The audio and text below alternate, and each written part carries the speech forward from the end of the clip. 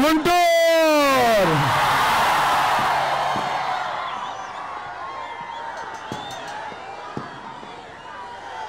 ఈయన కన్నులేసి చూస్తే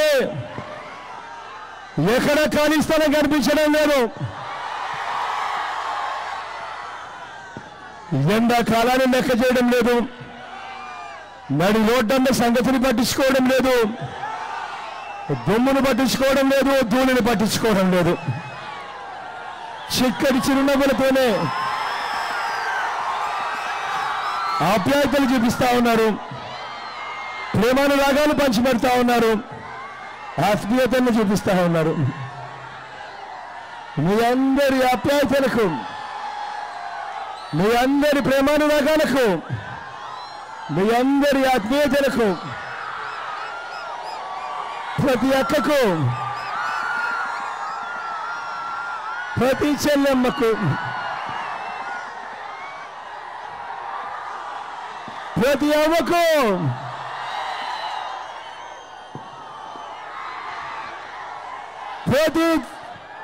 ప్రతి తాతకు, ప్రతి సోదరుడికి, ప్రతి స్నేహితుడికి ముందుగా రెండు చేతులు జోడించి శిరస్సు వంచి పేరు పేరున హృదయపూర్వకంగా కృతజ్ఞత తెలుపుకుంటా ఉన్నాను.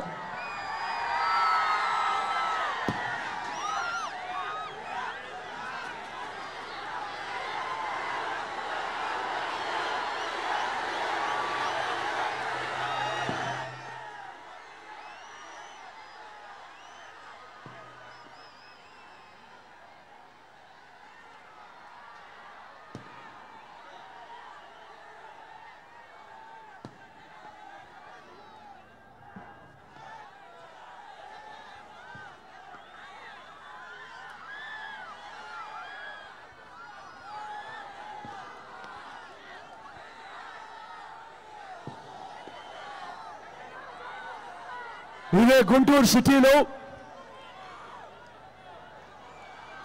నా పాదయాత్ర సందర్భంగా కూడా ఇక్కడి నుంచి ప్రయాణం సాగింది. అండర్ గ్రౌండ్ డ్రైనేజ్ పనులు ఎక్కడికక్కడికే నిలిచిపోయిన పరిస్థితులు నా కళ్ళతో చూశా. ఎక్కడికక్కడ రోడ్లు తవ్వారు, పూడ్చకుండా వదిలేశారు. ముఖ్యమంత్రి నివాసానికి కూతవేటి దూరంలోనే ఉంది గుంటూరు నగరం. 5 ఏళ్లుగా ఈ పనులు కూడా చేయలేని ఈయన రేపేదో అది ఇది చేస్తాను అంటే నమ్మగలుగుతామా అని అడుగుతా ఉన్నాను మీ అందరితో. ఇదే గుంటూరు నగరంలో డ్రైనేజీ సరిగ్గా లేకపోవడం వల్ల పైప్ లైన్లోకి మురుగునీరు వచ్చి నీళ్లు కలుషితమైపోయి డయేరియా వచ్చి ఏకంగా 32 మంది చనిపోయిన పరిస్థితిలో ఇదే గుంటూరులో జరగలేదా అని అడుగుతా ఉన్నాను ఈ పెద్ద మంత్రి చంద్రబాబు నాయుడు గారిని. 100 మంది ఆసుపత్రి పాలయ్యారు. ముఖ్యమంత్రి నివాసానికి కూతవేటి దూరంలోనే గుంటూరు ఉంది. ప్రతిపక్షంగా మనం ఆందోళన చేస్తే తప్ప చంద్రబాబు నాయుడు గారు కనీసం మనుషులు చనిపోయారు అని కూడా కనీసం ఒప్పుకోలేదు. ప్రతిపక్షంగా మనం ధర్నాలు చేస్తే అప్పుడు చివరకు 32 మంది చనిపోతే 8 మంది చనిపోయారని మాత్రమే ధృవీకరించారు. పరిహారం ఇచ్చి ఆ మిగిలిన వారిని పూర్తిగా ఎగ్గొట్టే కార్యక్రమం చేశారు ఈ పెద్ద మనిషి చంద్రబాబు నాయుడు గారి హయాంలో. కానీ ఇవాళకి కూడా ఆ దెబ్బతిన్న పైపుల్లో ఇప్పటికి కూడా మార్చలేదు అని అంటే ఎంతటి దారుణమైన పరిస్థితిలో ఇవాళ ఈ ప్రభుత్వం నడుస్తూ ఉంది అని చెప్పడానికి వేరే ఉదాహరణ అవసరం లేదు.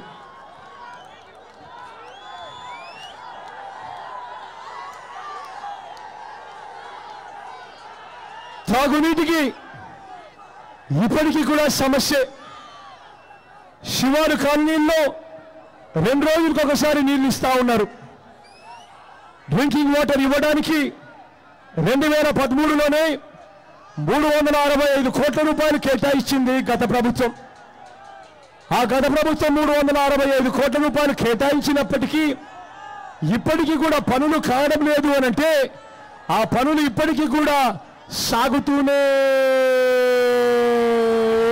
ఉన్నాయంటే నిజంగా వీళ్ళకు మన మీద ఏ మేరకు ధ్యాస ఉంది, మన సమస్యల మీద వీళ్ళకు ఏ మేరకు ఆలోచన ఉంది అని చెప్పడానికి నిదర్శనం ఇంతకన్నా అవసరమని అడుగుతా ఉన్నా. ఇదే గుంటూరు ప్రభుత్వ ఆసుపత్రిలో మీరంతా కూడా చూశారు. సదుపాయాలు ఏ స్థాయిలో ఉన్నాయో మీరంతా కూడా చూశారు.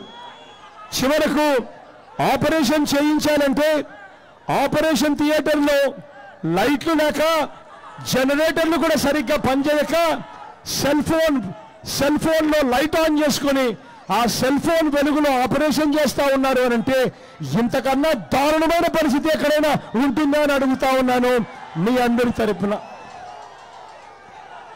ఇదే ఆసుపత్రిలో 10 రోజుల వయసున్న చిన్నారి ఎలుకల కొరికి చనిపోయిన పరిస్థితిని మనం చూశాము అంటే ఒకసారి నేను మిమ్మల్ని అందరినీ ఆలోచన చేయమని అడుగుతా ఉన్నా. చంద్రబాబు నాయుడు గారి కన్నా ముందు చాలా మంది ముఖ్యమంత్రులను చూశాం. అందులో దివంగత నేత ప్రీతమ నాయకుడు రాజశేఖర రెడ్డి గారిని కూడా గొప్ప ముఖ్యమంత్రులను కూడా చూశాం. ఇంతమంది ముఖ్యమంత్రులను చూశాం. కానీ నేను అడుగుతా ఉన్నా, ఏ ఒక్క ముఖ్యమంత్రి హయాంలో అయినా కూడా ఈ రకంగా మనం గవర్నమెంట్ హాస్పిటళ్లలో ఎలుకలు కొరికి చిన్న పిల్లలు చనిపోయిన పరిస్థితులు ఎప్పుడైనా చూశామా అని అడుగుతా ఉన్నాను అందరితో. నేను అందరి దారుణంగా కావాలని వీళ్ళే ఎలుకలను పంపించి చిన్న పిల్లల్ని సైతం బలికొని గవర్నమెంట్ హాస్పిటళ్లలో సర్వీసులు బాగుండడం లేదు అని చెప్పి ప్రజలకు ఒక తప్పుడు సంకేతం ఇచ్చి ప్రజలెవరూ కూడా గవర్నమెంట్ హాస్పిటల్లోకి పోకుండా అందరూ కూడా ప్రైవేట్ హాస్పిటల్లోకి పోయే కార్యక్రమాలు చేసేట్టుగా చేస్తా ఉన్నాడు ఈ పెద్ద మంత్రి చంద్రబాబు నాయుడు గారు. ఆ ప్రైవేట్ హాస్పిటళ్లకు ఆరోగ్యశ్రీ కేంద్రం నుంచి పూర్తిగా వాళ్ళందరినీ కూడా తప్పించాడు. 8 నెలల తరబడి ఆరోగ్యశ్రీకి సంబంధించిన బిల్లులు బకాయిలు పెట్టాడు ఈ పెద్ద మనిషి చంద్రబాబు నాయుడు గారు. ఒక పద్ధతి ప్రకారం గవర్నమెంట్లో ఉన్న స్కూళ్ళని కానీ గవర్నమెంట్లో ఉన్న హాస్పిటల్ని కానీ అన్నింటినీ కూడా నిర్వీర్యం చేస్తూ ఈ పెద్ద మనిషి చంద్రబాబు నాయుడు గారు అన్నింటినీ కూడా ప్రజలు ప్రైవేట్ రంగంలోకి వెళ్ళేట్టుగా ప్రజలందరూ కూడా గవర్నమెంట్ వైపు సహాయం కోసం చూడకుండా తమ జోబీలకు చిల్లులు పెట్టుకొని ప్రైవేట్ వాళ్ళకు ఇచ్చేట్టుగా చంద్రబాబు నాయుడు గారు దగ్గరుండి పథకం ప్రకారం చేస్తా ఉన్నారు. ఒకసారి ఆలోచన చేయమని అడుగుతా ఉన్నాను. ఈ పెద్ద మనిషి చంద్రబాబు నాయుడు గారి విధానాలు ఎలా ఉన్నాయో ఒక్కసారి ఆలోచన చేయమని అడుగుతా ఉన్నాను. గుంటూరు శివారులోని అడవి తెక్కినపాడులో పేదవాడికి సంబంధించిన అసైన్డ్ భూములు, ఆ భూములను బలవంతంగా లాక్కున్నారు.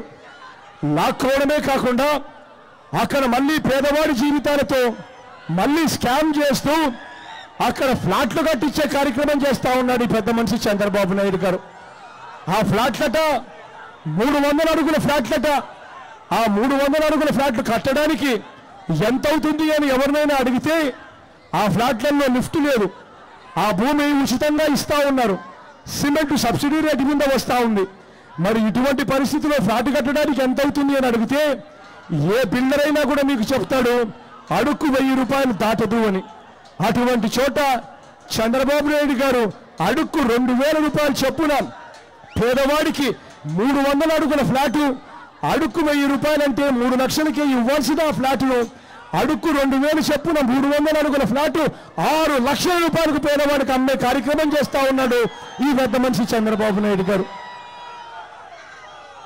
ఆ 6 లక్షల రూపాయల్లో 1.5 లక్ష కేంద్ర ప్రభుత్వం ఇస్తుందట, బాగానే ఉంది. మరో 1.5 లక్ష రాష్ట్ర ప్రభుత్వం ఇస్తుందట, అది బాగానే ఉంది. మిగిలిన 3 లక్షలు ఆ పేదవాడి మీద అప్పుగా రాసుకుంటారట. ఆ పేదవాడు 20 సంవత్సరాల పాటు నెల 3,000 రూపాయలు కడుతూ పోవాలట. లంచాలలో తీసుకునేది చంద్రబాబు నాయుడు గారు, ఆ లంచాలను కట్టేందుకు ప్రతి పేదవాడు నెల 3,000 రూపాయలు 20 సంవత్సరాల పాటు కడుతూ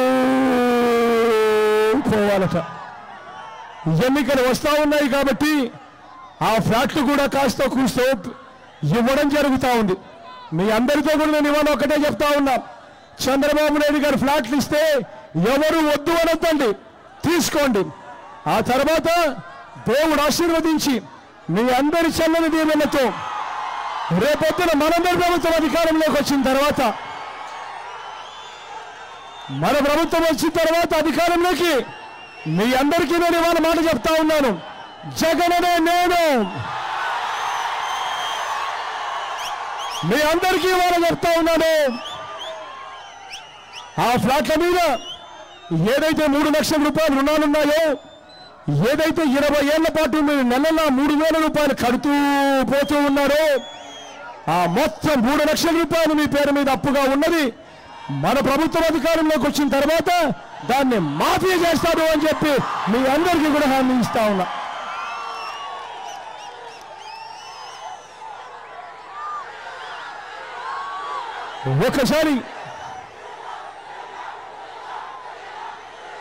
ఒకసారి ఈ చంద్రబాబు నాయుడు గారి అన్యాయమైన పాలన, మోసపూరిత పాలన మధ్య నా పాదయాత్ర సాగింది. ఆ 3,648 కిలోమీటర్లు సాగిన ఆ పాదయాత్ర ప్రతి ఊర్లో నుంచి జరిగింది. ప్రతి పేదవాడు పడతా ఉన్న బాధలు విన్నా. ఇటువంటి నగరాలకు వచ్చినప్పుడు, ఈ గుంటూరు, ఈ విజయవాడ, ఇటువంటి పెద్ద పెద్ద నగరాలకు వచ్చినప్పుడు అక్కడ మధ్యతరగతి వాళ్ళు కూడా పడతా ఉన్న బాధలు కూడా విన్నా. పేదవాడి బాధలు విన్నా, మధ్యతరగతిలో ఉన్న ఆ కుటుంబాల బాధలు విన్నా. ఆ మధ్యతరగతి వాళ్ళు వచ్చి నా దగ్గరికి వచ్చి, అన్నా మా పరిస్థితి అంతే దారుణంగా ఉంది, బ్రతకలేని పరిస్థితిలో మేము కూడా ఉన్నామన్నా అని చెప్పి వాళ్ళు చెప్పిన బాధలు కూడా విన్నా. ఆ బాధల్లో నుంచి, ఆ ఆవేదన నుంచి నా ఆలోచనలు కూడా వాళ్ళకు కూడా మంచి ఎలా చేయాలి అని సాగాయి.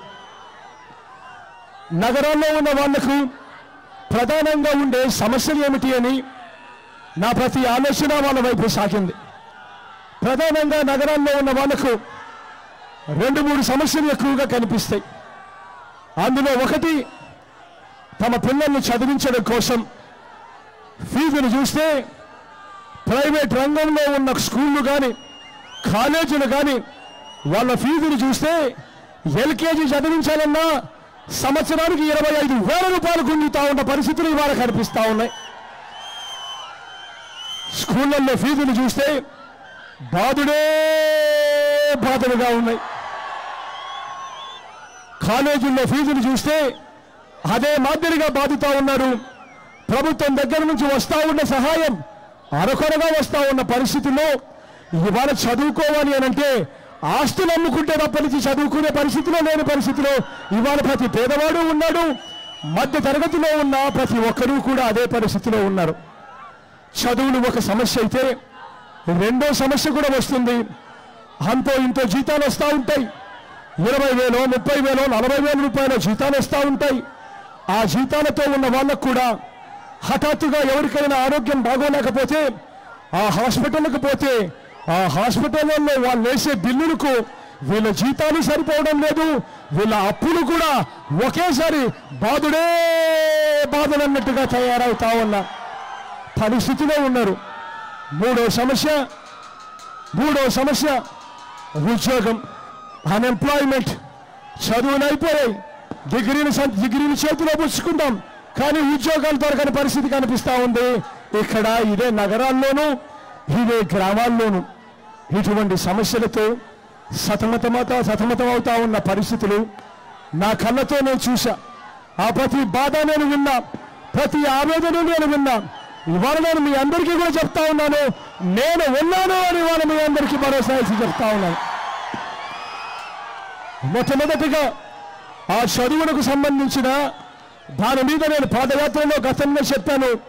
మళ్ళీ ఒకసారి ఈరోజు పునరుద్ఘాటిస్తా ఉన్నాను. చదువుల ఫీజులు ఎక్కువైపోయి పూర్తిగా గవర్నమెంట్ స్కూళ్ళను నిర్వీర్యం చేస్తూ గవర్నమెంట్ స్కూళ్ళల్లో ఉన్న టీచర్ పోస్టులు కూడా భర్తీ చేయకుండా గవర్నమెంట్ స్కూళ్లకు మన పిల్లల్ని పంపించాలంటే కూడా మనమే భయపడేట్టుగా చేస్తా ఉన్నాడు ఈ పెద్ద మనిషి చంద్రబాబు నాయుడు గారి పాలన. గవర్నమెంట్ స్కూళ్ళల్లో టయానికి కనీసం పుస్తకాలు కూడా సప్లై చేయరు. గవర్నమెంట్ స్కూళ్ళల్లో మధ్యాహ్న భోజన పథకానికి సంబంధించి నెలల తరబడి సరుకుల బిల్లులు కూడా పెండింగ్లో పెడతా ఉన్న పరిస్థితి. చివరకు మనంతట మనమే ఇక మాకు గవర్నమెంట్ స్కూళ్ళు వద్దు, ఇక్కడ మన పిల్లలకు చదువు రాదు అని మనమంతట మనమే ప్రైవేట్ స్కూళ్ళకు వెళ్ళేట్టుగా చేయాలి అని ఆ ప్రైవేట్ స్కూళ్ళన్నీ కూడా నారాయణ చైతన్య అన్న పేరు వినిపిస్తూ ఉంటాయి. ఆ నారాయణ అన్న స్కూళ్ళు చంద్రబాబు నాయుడు గారి బినామీలు. ఆ స్కూళ్లతో నగరాలను వ్యాపించారు, గ్రామాలను కూడా వ్యాపించే కార్యక్రమం చేస్తూ ఉన్నారు. ఎల్కేజీ చదవాలన్నా కూడా సంవత్సరానికి 25,000 రూపాయల ఫీజులు గుంజే కార్యక్రమాలు జరుగుతూ ఉన్నాయి ఆ స్కూళ్ళల్లో. ఈ పరిస్థితిని రేపొద్దున దేవుడి దయతో మన ప్రభుత్వం అధికారంలోకి వచ్చిన తర్వాత ఈ పరిస్థితిని పూర్తిగా మార్చేస్తామని చెప్పి మీ అందరికీ కూడా హామీ ఇస్తా ఉన్నా. పేదరికంలో ఉన్నవాళ్ళు, దిగువ మధ్యతరగతిలో ఉన్నవాళ్ళు, మధ్యతరగతి కుటుంబాలందరికీ కూడా నేను ఇవాళ హామీ ఇస్తా ఉన్నా. అధికారంలోకి వచ్చిన తర్వాత కాలేజీ ఫీజులు, స్కూల్ ఫీజులు కూడా పూర్తిగా రెగ్యులేట్ చేసే విధంగా ఒక రెగ్యులేటరీ కమిషన్ తీసుకొస్తాను. ఆ కమిషన్ నేరుగా ముఖ్యమంత్రికే రిపోర్ట్ చేసేట్టుగా కమిషన్కు బాధ్యతలు అప్పగిస్తాను. అధికారంలోకి వచ్చిన వెంటనే అధికారంలోకి రాకమునుపు ఇవి మీ ఫీజులు అని చెప్పి మీ అందరికీ నేను చూపిస్తాను. అధికారంలోకి వచ్చిన తర్వాత ఫీజులు తగ్గించిన తర్వాత ఇవి తగ్గించిన ఫీజులని కూడా మీ అందరికీ కూడా చూపిస్తాను అని చెప్తా ఉన్నా. ఫీజులు తగ్గించడమే కాదు, మరోవైపున ఆ స్కూళ్ళల్లో ఆ కాలేజీల్లో వసతులు కూడా పెరిగేట్టుగా మెరుగైన వసతులు వచ్చేట్టుగా కూడా రెగ్యులేటరీ కమిషన్ ద్వారా ప్రతి చర్య నేరుగా ముఖ్యమంత్రిగా నేల దగ్గర నుండి పర్యవేక్షిస్తాను అని చెప్పి మీ అందరికీ హామీ ఇస్తా ఉన్నా. ఇక తర్వాత రెండవది 20,000 జీతం వచ్చేవాళ్ళు, 30,000 జీతం వచ్చేవాళ్ళు, 40,000 జీతం వచ్చేవాళ్ళు కూడా పరిస్థితి ఏమిటి అంటే పేదరికంలో ఉన్న వాడి పరిస్థితి ఎలా ఉంటుందో అదే మాదిరిగానే తయారవుతా ఉంది. ఈ 20,000, 30,000, 40,000 రూపాయల జీతం వచ్చే ఈ నగరాల్లో ఉంటున్న వీళ్ళందరి పరిస్థితి అదే మాదిరిగా ఉంది. ఒక్కసారి ఏదైనా ఆరోగ్యం బాగోలేకపోతే హాస్పిటల్కు వెళ్తే ఆ వైద్యం దెబ్బకు ఉన్న ఆస్తులు కూడా అమ్ముకోవాల్సిన పరిస్థితిలో ఇవాళ ప్రతి ఒక్కరూ కూడా తయారయ్యే పరిస్థితి ఇవాళ కనిపిస్తూ ఉంది.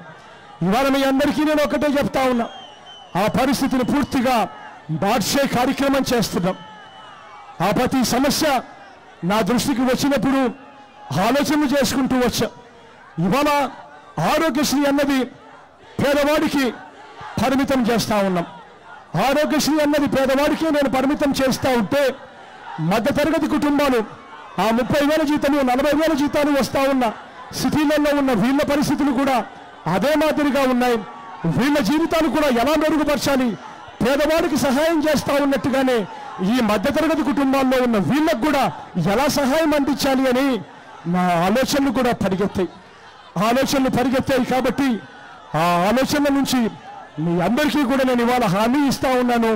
రేపొద్దున దేవుడు ఆశీర్వదించి మనందరి ప్రభుత్వం అధికారంలోకి వచ్చిన తర్వాత అక్షరాల సంవత్సరానికి 5 లక్షల రూపాయలు అంటే నెలకు 40,000 రూపాయల జీతం ఉన్న వారందరికీ కూడా పేదవాడి దగ్గర నుంచి పేదవాడి దగ్గర నుంచి నెలకు 40,000 రూపాయల జీతం ఉన్న ప్రతి ఒక్కరికి కూడా, సంవత్సరానికి 5 లక్షల ఆదాయం ఉన్న ప్రతి ఒక్కరికి కూడా, పేదవాడి దగ్గర నుంచి సంవత్సరానికి 5 లక్షల ఆదాయం ఉన్న ప్రతి ఒక్కరికి కూడా యూనివర్సల్ హెల్త్ కార్డ్ తీసుకొస్తాను అని మీ అందరికీ కూడా హామీ ఇస్తా ఉన్నా.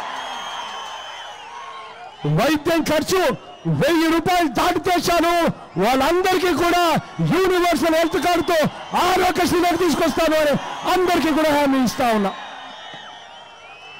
ఈ పథకం నేరుగా ముఖ్యమంత్రి హోదాలో రేపొద్దున దేవుడు ఆశీర్వదిస్తే జగన్ అనే నేనే దగ్గరుండి దాన్ని పర్యవేక్షిస్తాను అని మీ అందరికీ కూడా చెప్తా ఉన్నా.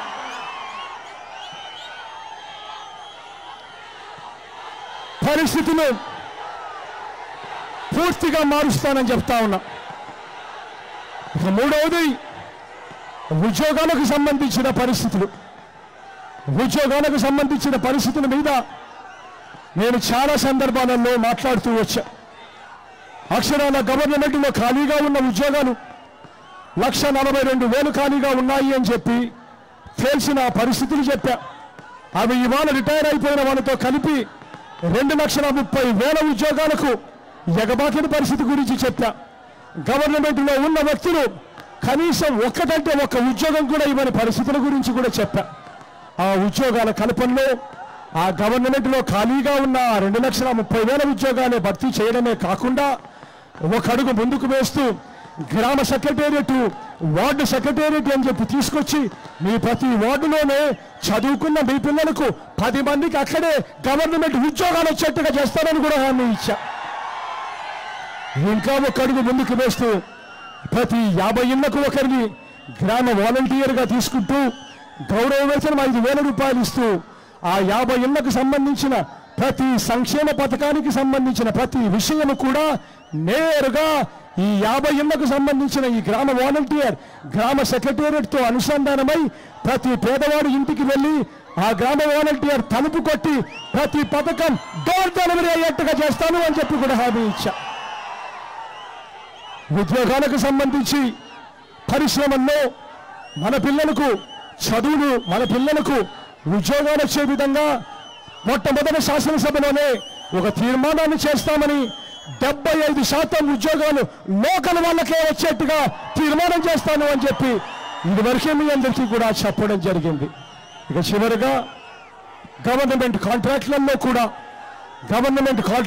కూడా బస్సుల దగ్గర నుంచి అద్దెకు తీసుకోవడం దగ్గర నుంచి, కార్లు అద్దెకు తీసుకోవడం దగ్గర నుంచి లాభదాయకంగా ఉన్న ప్రతి గవర్నమెంట్ కాంట్రాక్ట్ కూడా ఇక మీదట జేసీ బ్రదర్స్కో, కాశీనేని ట్రావెల్స్కో కాదు పోయేది, ఇక మీదట పోయేది నిరుద్యోగ యువతకే పోయేట్టుగా కూడా చేస్తానని కూడా హామీ ఇచ్చా. దానికోసం యువతకు సబ్సిడీ కూడా వచ్చేట్టుగా కూడా చేస్తాను అని చెప్పి కూడా హామీ ఇచ్చా. అందులో 50% యువతకు, ఎస్సీలకు, బీసీలకు, మైనారిటీలకు వాళ్ళకు రిజర్వేషన్ కూడా వచ్చేట్టుగా కూడా చేస్తాను అని కూడా చెప్పా. ఇవన్నీ కాక ప్రత్యేక హోదాను సాధించుకొని ఆ ప్రత్యేక హోదా ద్వారా 100% ఇన్కమ్ ట్యాక్స్ కట్టాల్సిన పని లేని పరిస్థితి, 100% జీఎస్టీ కట్టాల్సిన పరిస్థితి, ఈ రెండు కూడా వచ్చిన వెంటనే హోటళ్లు రావడం, హాస్పిటల్ రావడం, ఐటీ రంగంలో అభివృద్ధి చెందడం, ఫ్యాక్టరీలు రావడం, అన్నీ కూడా ముందుకొచ్చి ఆ ప్రత్యేక హోదా సాధించడం వల్ల ప్రతి నగరము హైదరాబాద్ను మించిన నగరం కింద అయ్యే పరిస్థితి తయారవుతుందని కూడా ఇదివరకే చెప్పా. వీటి అన్నింటి వల్ల మంచి జరుగుతుందని సంపూర్ణంగా కూడా నేను నమ్ముతా ఉన్నా. మీరందరూ కూడా నవరత్నాల్లోని ప్రతి అంశము కూడా ప్రతి అక్క దగ్గరికి తీసుకొని పోవాలి, ప్రతి చెల్లెమ్మ దగ్గరికి తీసుకొని పోవాలి, ప్రతి అవ్వ దగ్గరికి తీసుకొని పోవాలి, ప్రతి తాత దగ్గరికి తీసుకొని పోవాలి. నవరత్నాల వల్ల ప్రతి జీవితం బాగుపడుతుందని, ప్రతి ఇంట్లోనూ వెలుగులు వస్తాయని నేను సంపూర్ణంగా కూడా నమ్ముతా ఉన్నా. మీరందరూ కూడా నవరత్నాల్లో జరిగే మంచి గురించి చెబుతూ ఎన్నికల వేళ చంద్రబాబు నాయుడు గారు కుట్రలు పన్నుతూ మూటలు డబ్బులు పంపించి ప్రతి చేతిలోనూ 3,000 రూపాయలు డబ్బులు పెట్టి ఓటర్లను కొనుగోలు చేసే కార్యక్రమం చేస్తాడు. ఆ కొనుగోలును జరగకుండా ఆ ప్రతి అక్కను కలిసండి, ప్రతి చెల్లెమ్మను కలవండి, ప్రతి అవ్వను కలవండి, ప్రతి తాతను కలవండి, కలిసి ఆ ప్రతి అక్కకు చెప్పండి, అక్క చంద్రబాబు ఇచ్చే 3,000 రూపాయలకు మోసపోవద్దక్క, వారం రోజులు ఓపిక పట్టక్క, అన్నను ముఖ్యమంత్రిగా చేసుకుంటాము. అన్న ముఖ్యమంత్రి అయిన తర్వాత మన పిల్లలను మనం కేవలం బడులకు పంపిస్తే చాలు, బడికి పంపించినందుకు అన్న సంవత్సరానికి 15,000 రూపాయలు ఇస్తాడు అనే ప్రతి అక్కకు చెప్పండి.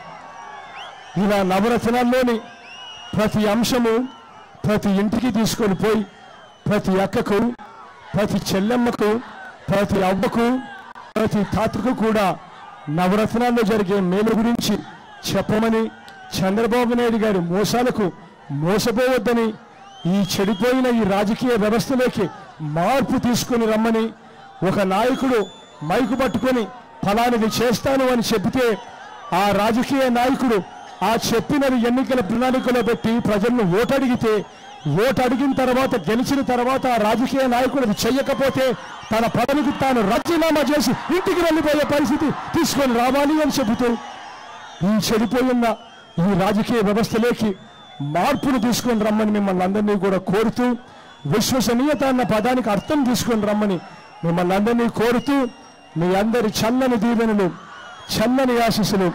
నా ఎడం వైపున ముస్తఫా అన్నాడు,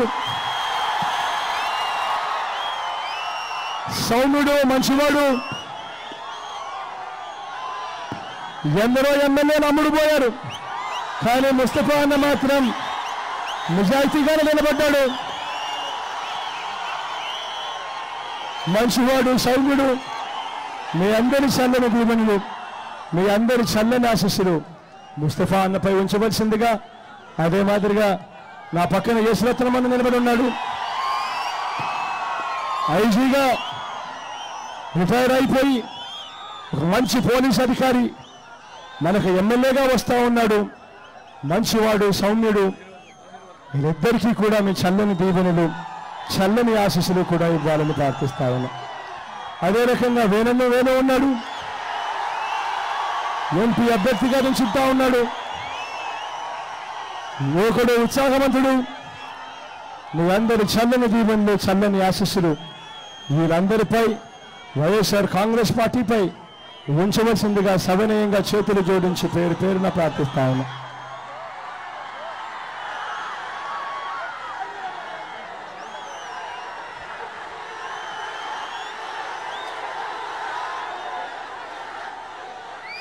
మన గుర్తు తెలియని వాళ్ళు ఎవరైనా ఉంటే ఒకసారి గుర్తు గురించి చూపిస్తాను.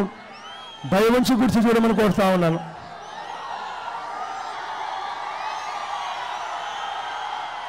మన గుర్తు ఫారదా.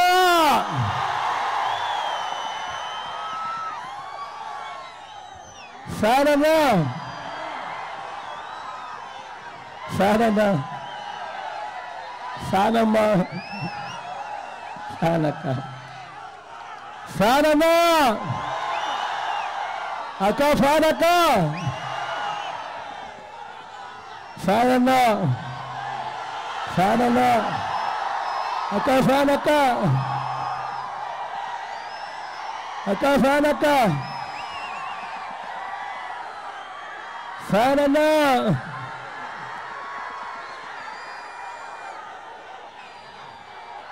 మీ అందరి చల్లని దీవెనలు, చల్లని ఆశీస్సులు కోరుతూ చిక్కడి చిరునవ్వులతో ఆప్యాయతలు చూపినందుకు పేరు పేరున మరొక్కసారి హృదయపూర్వకంగా